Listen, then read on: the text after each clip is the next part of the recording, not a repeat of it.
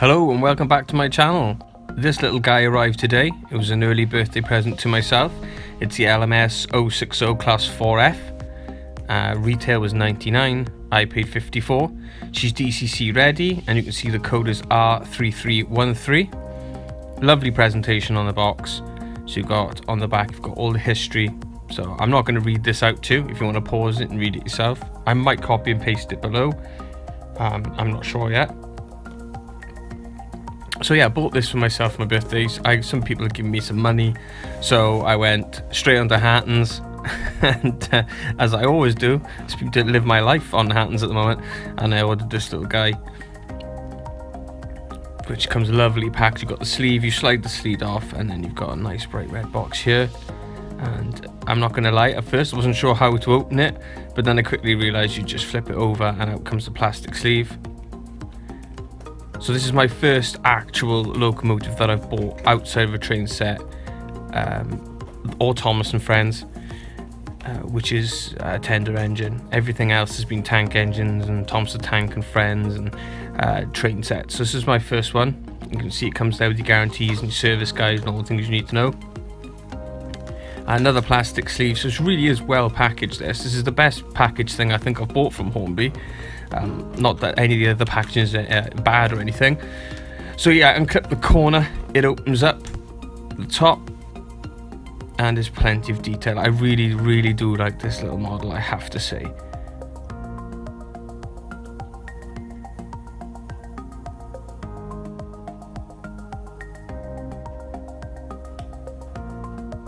Very nice. You can see in the cab as well, nice bit of detail in there. Lots of detail on the tender and the coal.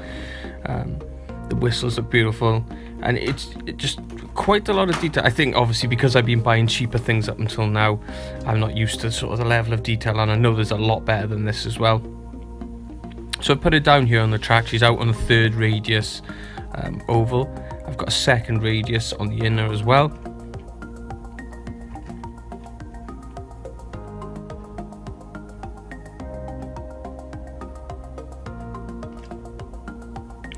So basically what I wanted to do was start her off at low speed, but like all these engines are when you unbox them and you put them, they're very jerky. So it's going to take a couple of running sessions to get her running smoothly. She does improve through the video, but very jerky to start off with.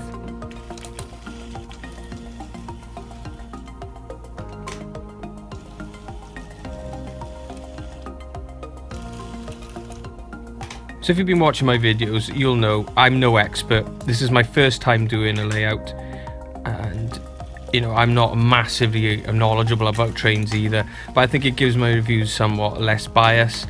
I think, you know, I look for overall product, presentation, price, all those types of things, and I think my reviews are obviously helping a lot of new people like myself, because I sometimes watch some reviews, they're 30-40 minutes long. You know, the person doing it is reading out the entire history, you know, and what's on the box, and then they read out the guarantee. You know, they really do drag it out. I just really do try to be honest and just get straight to the point.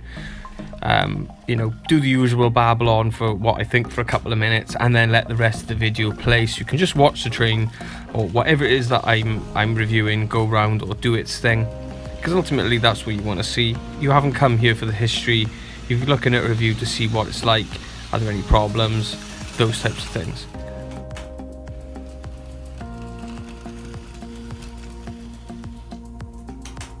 Also, I won't sugarcoat any of my videos.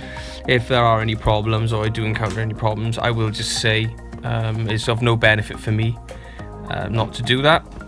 Because somebody did send me a message saying, oh, how come everything that you've bought is brilliant and works well, and I was quite surprised by that message. I thought, well, surely that's what you want. So, you know, you don't want to, you know, if you go and see a review, you want honest opinions. Of course you do. But like, I think some reviews purposely put stuff in there, you know, to say that things were bad or didn't work, or hype it up in the wrong way, which is not something that I'm going to do. And to be fair, I am picking and choosing what I want. I'm not just buying things because it's new or because I think it's going to be popular. You know, I'm buying the things that I like. So yeah, I bought these two wagons. You can see you've got the LMS brake van and another van there, just a box van. They were second hand. I bought them from Hattons just to go with this loco for now, and I've got another video to say what I think of those, but the description were pretty accurate. One of them was not quite there.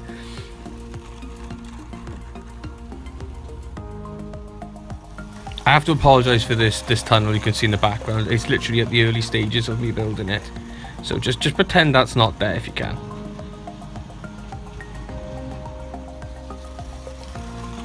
So as you can imagine, 2 wagons is absolutely nothing, or a wagon and a brake van, if you want to be technical, is absolutely nothing for this loco. Obviously it's a mixed freight loco of medium freight, so it can haul a fair bit. But as you saw there, right, okay, so I stopped it, and it seemed to be very front heavy there. I don't know if you just saw it slightly tip. And that was the only time that happened in that video, but it did happen, and I wanted to leave it in. So I tried to be all artistic here with this shot, and the camera just didn't work. So I apologise for that one.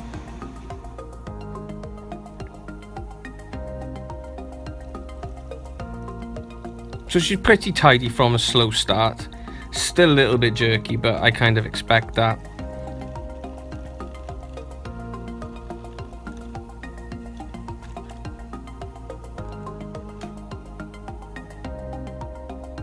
And obviously she's a bit more jerky going backwards and forwards. Forward she seems to be improving quickly as I shoot this video. This video was shot straight from the box. There's no running in time. I literally put it from the box onto the tracks, and what you see is what you get.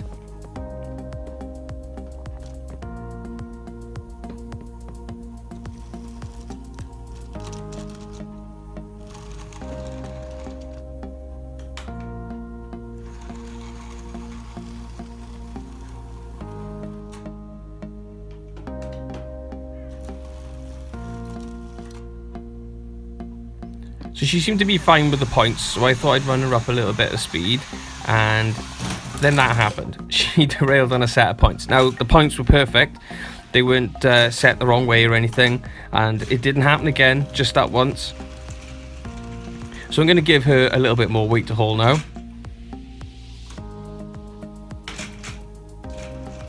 So we're going to have 3 we're going to have 3 box vans, 1 brake van at the back obviously, and 2 wagons. No wheel slip. Again, it's absolutely nothing for this loco to haul this kind. I was going to put even more on, but I think this is sort of the size of train you're probably going to haul with this, or I'm probably going to haul with this. So yeah, I think that's about a fair 6 and a brake van. But yeah, the derailing never happened again. You can see here it's fine, and at speed it was fine, at low speed it was fine. I think, you know, just fresh out the box, it's teething problems, it's just one of those things.